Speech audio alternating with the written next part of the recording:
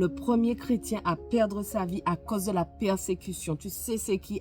Aujourd'hui, dans notre défi, lecture de la Bible, de l'aurore au crépuscule, on va lire son histoire. C'est dans Actes des Apôtres. Donc, n'hésite pas à rester jusqu'à la fin. Vraiment, on lit la Bible de la Genèse à l'Apocalypse 10 minutes tous les jours. Donc, si tu veux te replonger dans les histoires de Jésus, de ses disciples, des Actes des Apôtres, tu es au bon endroit. Merci Seigneur parce que tu es souverain. Merci Seigneur parce que nous t'avons donné nos vies et nous voulons te servir, Seigneur. Vraiment, merci pour tous ceux qui sont avec moi dans ce défi. Aide-nous à pouvoir comprendre et mettre en pratique ce que nous allons lire aujourd'hui et surtout à tenir et arriver jusqu'au bout au nom de Jésus.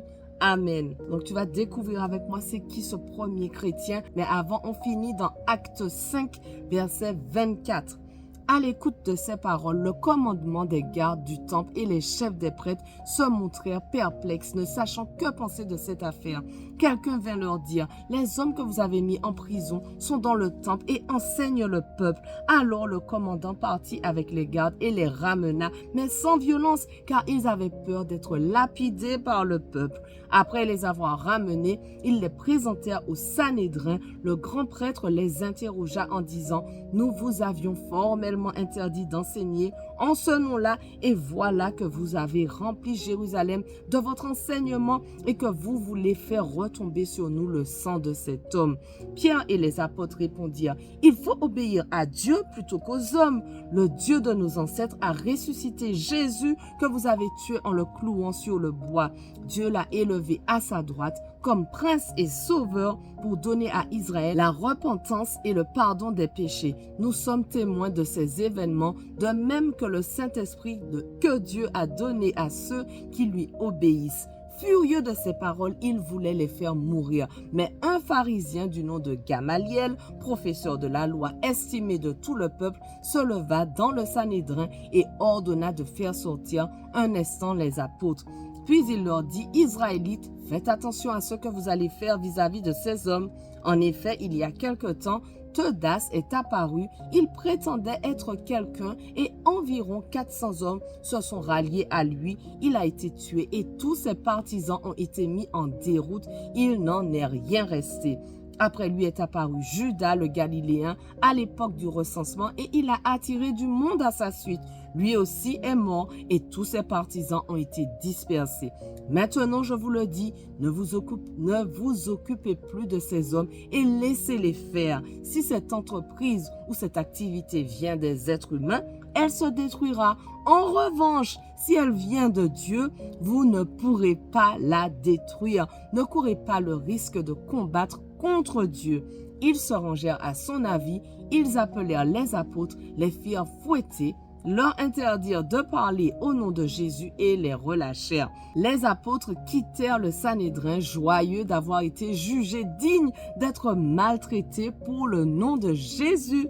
Et chaque jour dans le temple et dans les maisons, ils ne cessaient pas d'enseigner et d'annoncer la bonne nouvelle de Jésus le Messie.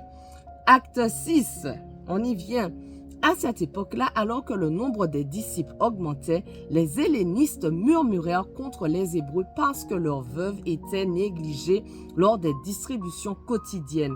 Les 12 convoquèrent l'ensemble des disciples et dirent, « Il ne convient pas que nous délaissions la parole de Dieu pour servir aux tables. C'est pourquoi, frères et sœurs, choisissez parmi vous 7 hommes de qui l'on rende un bon témoignage rempli d'Esprit Saint et de sagesse, et nous les chargerons de ce travail. Quant à nous, nous continuerons à nous consacrer à la prière et au ministère de la parole. » Cette proposition plut à toute l'assemblée. Ils choisirent Étienne, petit indice, un homme plein de foi et d'Esprit Saint, Philippe, Procor, Nicanor, Timon, Parménas et Nicolas, un non-juif d'Antioche converti. Ils les présentèrent aux apôtres et ils posèrent les mains sur eux en priant. La parole de Dieu se propageait de plus en plus. Le nombre des disciples augmentait beaucoup à Jérusalem et une grande foule de prêtres obéissait à la foi. Étienne, plein de foi et de puissance, accomplissait des prodiges et de grands signes miraculeux parmi le peuple. Quelques membres de la synagogue, appelée synagogue des affranchis, des Cyrénéens, des Alexandrins et des Juifs de Cilicie et d'Asie se mirent à discuter avec lui, mais ils ne pouvaient pas résister à la sagesse et à l'esprit qui inspirait ses paroles. Alors ils soudoyèrent des hommes qui dirent: nous l'avons entendu proférer des paroles blasphématoires envers Moïse et envers Dieu. Ils ameutèrent le peuple, les anciens et les spécialistes de la loi, puis ils se jetèrent sur lui, l'arrêtèrent et l'emmenèrent au Sanhédrin.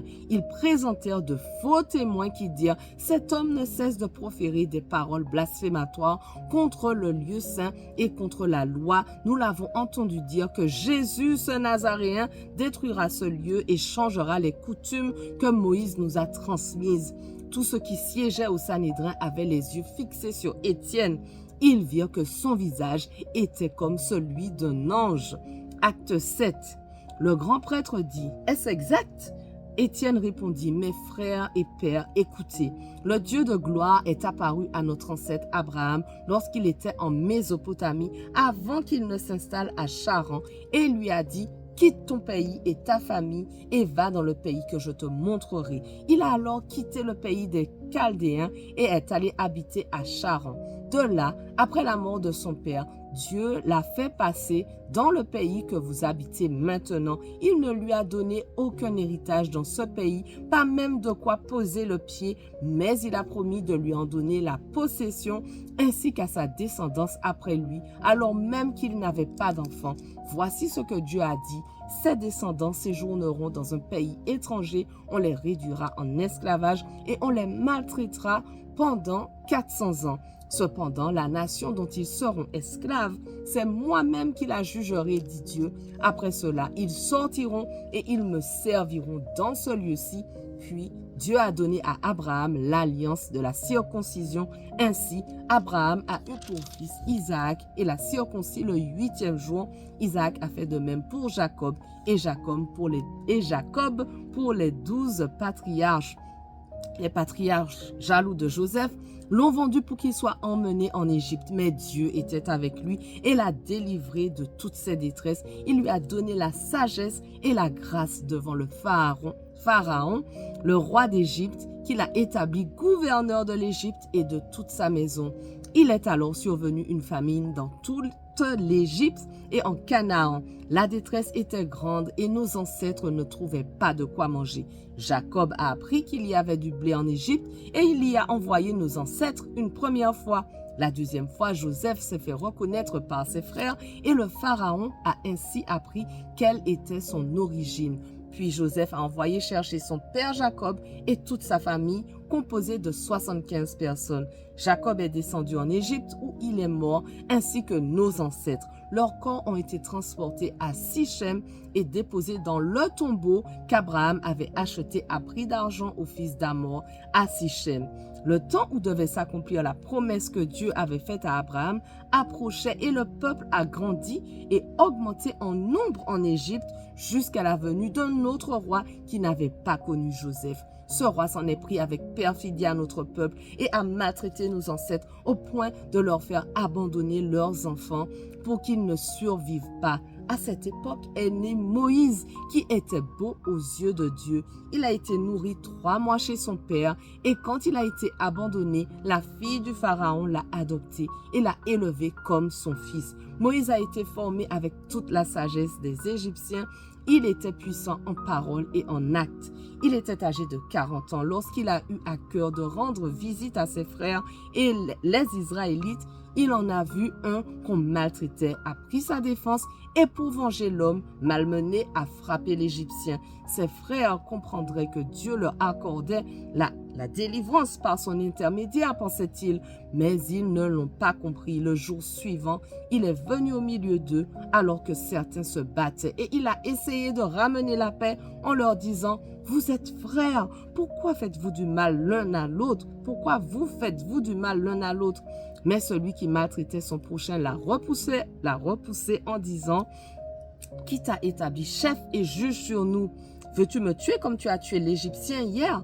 À cette parole, Moïse a pris la fuite et est allé habiter dans le pays de Madian où il a eu 2 fils. Voilà, notre passage du jour touche déjà à sa fin, mais on va continuer dès demain pour la fin de l'histoire d'Étienne. On ne lâche rien. Allez, sois béni.